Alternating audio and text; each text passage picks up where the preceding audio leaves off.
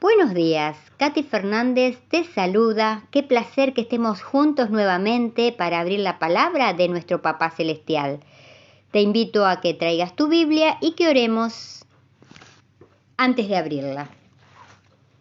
Amado Padre Celestial, te damos gracias por este nuevo día, por tu compañía, por tu amor, por tu cuidado, por los muchos regalos que nos haces día a día, los muchos que nos damos cuenta y los que pasan desapercibidos. Por favor, Señor, ayúdanos, ábrenos los ojos para que podamos ver tu mano protectora y amorosa en cada cosa que hacemos a lo largo de este día. Y como dice en Génesis capítulo 18, versículo 19, donde le dices a Abraham que tú sabes que mandará a sus hijos y a su casa después de sí, que guarden el camino de Jehová, haciendo justicia y juicio. Te pedimos, Señor, que nos ayudes a nosotros también a ayudar a los que nos rodean para que sigan tus caminos, nuestros hijos, nuestros familiares, nuestros queridos, nuestros amigos, donde nos movamos, para que podamos ser buenas influencias para ellos. Tómanos, Padre, sea un canal de bendición a través nuestro para los que nos rodean. Y ahora, Señor, te entregamos todo lo que tenemos en nuestro corazón para que lo llenes de tu Espíritu Santo y que resuelvas cada situación que tenemos con tu poder, porque sabemos que eres todopoderoso y que lo que decidas para cada situación que estemos enfrentando siempre va a ser lo mejor. Que tu Espíritu Santo ahora se mueva potente para poder entender tu precioso mensaje de salvación. Lo pedimos con el perdón de nuestros pecados, en el nombre de Jesús. Te amamos, Padre. Amén. En Génesis,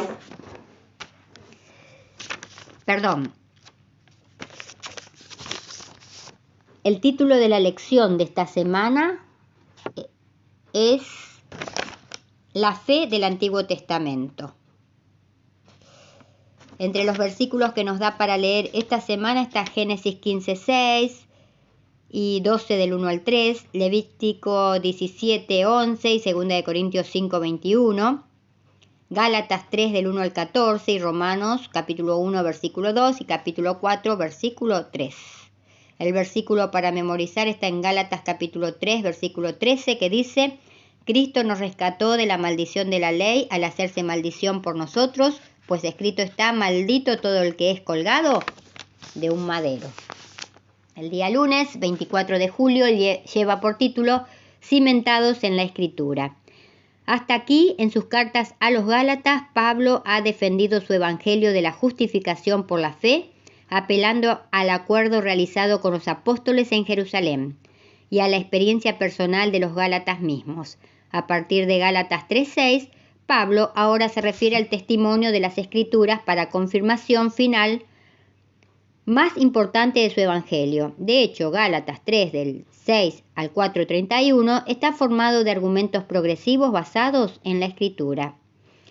¿Qué quiere decir nuestro Dios vivo a través de Pablo cuando escribe acerca de la Escritura en Gálatas 3? Y vamos a leer del capítulo 3, del versículo 6 al 14 inclusive. Y también vamos a leer Romanos, capítulo 1, versículo 2, capítulo 4, versículo 3 y capítulo 9, versículo 17. Empecemos por Gálatas, capítulo 3, versículo del 6 al 14. Identifica los pasajes del Antiguo Testamento en estos versículos que se está usando y qué nos dice esto acerca de cuánta autoridad tenía el Antiguo Testamento para Pablo y para los apóstoles, ¿no? Bien, Gálatas, capítulo 3, versículo del 6 al 8. Así, del 6 al 14. Así Abraham creyó a Dios y le fue contado por justicia. Sabed, por tanto, que los que son de fe, estos son hijos de Abraham. Y la Escritura, previniendo que Dios había de justificar por fe a los gentiles, dio de antemano la buena nueva a Abraham, diciendo: en ti serán benditas todas las naciones. De modo que los de la fe son bendecidos con el creyente Abraham, porque todos los que dependen de las obras de la ley están bajo maldición. Pues escrito está: maldito todo aquel que no permaneciere en todas las cosas escritas en el libro de la ley para hacerlas. Y que por la ley ninguno se justifica para con Dios. Es evidente porque el justo por la fe vivirá. Y la ley no es de fe, sino que dice: el que hiciere estas cosas vivirá por ellas. Cristo nos redimió de la maldición de la ley, hecho por nosotros maldición, porque escrito está: maldito todo aquel que es colgado de un madero, para que en Cristo Jesús la bendición de Abraham alcanzase a los gentiles, a fin de que por la fe recibiésemos la promesa del Espíritu. Es importante recordar que cuando Pablo escribió su carta a los Gálatas no había un Nuevo Testamento. Leamos ahora Romanos, capítulo 1, versículo 2, que él había prometido antes por sus profetas en las Santas Escrituras. Ahora vamos a Romanos, seguimos en Romanos capítulo 4, versículo 3. Porque, ¿qué dice la Escritura? Que creyó a Abraham y le fue contado por justicia. Ahora vayamos a Romanos capítulo 9, versículo 17. Porque la Escritura dice a Faraón: para esto mismo te he levantado, para mostrar en ti mi poder y para que mi nombre sea anunciado por toda la tierra. Pablo fue el primer escritor del Nuevo Testamento. El Evangelio de Marcos probablemente sea el más antiguo de los 4 evangelios, pero presumiblemente no fue escrito sino hasta cerca de la muerte de Pablo, 65 años después de Cristo, es decir, unos 15 años después de la carta de Pablo a los Gálatas. Por lo tanto, cuando Pablo se refiere a las Escrituras, solamente está pensando en el Antiguo Testamento. Las Escrituras del Antiguo Testamento juegan un papel importante en las enseñanzas de Pablo. Él no las ve como textos muertos, sino como la palabra viva y autorizada de Dios. En 2 de Timoteo 3:16, Pablo escribe: toda la Escritura es inspirada por Dios. La palabra traducida como inspirada es theopneustos. La primera parte de la palabra theo significa Dios, mientras la segunda parte significa respirada. La Escritura es respirada por Dios. Pablo usa la Escritura para demostrar que Jesús es el Mesías prometido, Romanos 1:2, para dar instrucciones sobre la vida cristiana, Romanos 13 del 8 al 10, y para probar la validez de sus enseñanzas, Gálatas 3, 8 y 9. Es difícil determinar exactamente cuántos centenares de veces cita Pablo del Antiguo Testamento, pero pueden encontrarse citas a lo largo de todas sus cartas, salvo las más cortas, Tito y Filemón. ¿Te preguntas a veces si una parte de la Biblia es más inspirada que otras?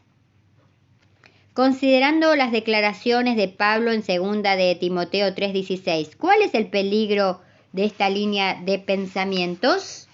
Acordémonos que todo lo que está en la Biblia fue escrito por santos varones de Dios que fueron inspirados por el Espíritu Santo. O sea, nuestro Dios hablándonos a través de la palabra. Ahora vayamos a la devoción matinal que hoy lleva por título El cordón de la gracia. Josué 2:18. Cuando nosotros entremos en la tierra, tú atarás este cordón de grana a la ventana por la cual nos descolgaste, y reunirás en tu casa a tu padre y a tu madre, a tus hermanos y a toda la familia de tu padre. El día de la destrucción estaba llegando para los habitantes de Jericó. Ninguna nación era capaz de resistir al Señor de los ejércitos, quien dirigía a su pueblo a la tierra prometida. Jericó, como toda la tierra de Canaán, había llenado la medida de iniquidad. En su decadencia espiritual y rebeldía, había llegado al punto sin retorno y serían borrados de la tierra. Por aquel tiempo, el pueblo de Israel no era solo un pueblo guerrero, sino que era el pueblo de Dios con la misión de iluminar la tierra. Todas las naciones podían ser salvas reconociendo y aceptando al gran Dios de Israel y uniéndose a su pueblo. En el versículo de hoy encontramos a una mujer que reconoció en los grandes actos de victoria el llamado del amor divino para ella y para su familia. Su nombre es Rahab, una pobre prostituta, buscada por los hombres durante la noche y despreciada y rechazada por los mismos hombres durante el día. La vida de pecado había acabado con los valores socialmente aceptados, pero en el fondo del corazón esta pobre mujer vislumbró el amor divino. Sintió que no estaba todo perdido y que todavía había esperanza para ella. Por eso escondió en su casa a los 2 espías de Israel, les dio protección y aceptó delante de ellos al gran Dios de Israel. Al despedirse de ellos, quedó establecido entre la mujer y los espías un pacto que incluía un cordón de grana, que debía permanecer colgado en la ventana el día en que el pueblo de Israel llegara para conquistar la tierra. Ese cordón escarlata sería el símbolo de la salvación para la mujer y su familia. Hoy es el día de salvación. Cuando Jesús vuelva, mirará los marcos de las puertas para ver la mancha de sangre. Mirará las ventanas para ver el cordón escarlata. Mirará las frentes para ver escrito allí su nombre y el de su Padre. Hoy es el día de salvación. Los hombres de todos los ángulos de la tierra están siendo invitados a mirar al Cordero. Así como Moisés levantó la serpiente en el desierto, así fue levantado el Hijo del Hombre, para que todo aquel que en él crea no se pierda, mas tenga vida eterna. Que en este nuevo día que tenemos por delante podamos pensar. En los días de Jericó, una sencilla y pobre mujer pecadora vio la verdad de la gracia salvadora. En los días de Jesús, otra mujer sencilla y pobre y pecadora experimentó en carne propia la gracia redentora y la aceptó. ¿Podemos hoy nosotros ir a nuestro Dios vivo como simples pecadores, entregarle todo nuestro corazón y aceptarlo y así nacer hacia la vida eterna? Que en este nuevo día que tenemos por delante, pensemos, si nuestras palabras no ayudan, no confortan, no hacen bien o no alegran, que nuestro Dios vivo nos libre de pronunciarlas. Que tengas un muy bendecido día tomado de la mano de nuestro Dios Creador. Nos vemos mañana, si Dios quiere. Y muchas gracias porque estás allí acompañándome.